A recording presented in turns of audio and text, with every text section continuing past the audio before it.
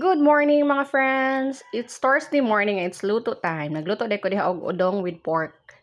Kaning pork diri mga friend, ako ni siyang giprito daan sa oil. Ako na siyang gibutang kani action na og bukal ang atong water. Gibutangan na din ako na siya pud og lamas.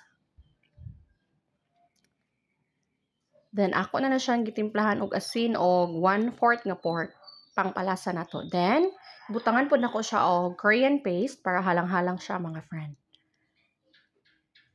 Kung gibukal naman siya totally, gibutang na nako ang atong udong. Ako siyang daghanan gamay og water mga friends kay lami man gud ang udong kung na siya sabaw. Di ko ganahan og mo dry siya diretso. Gibutangan din ako na siya og toyo, then sibuyas dahon. Og ayan, mga una ta kay naluto na. Thank you for watching. Follow for more.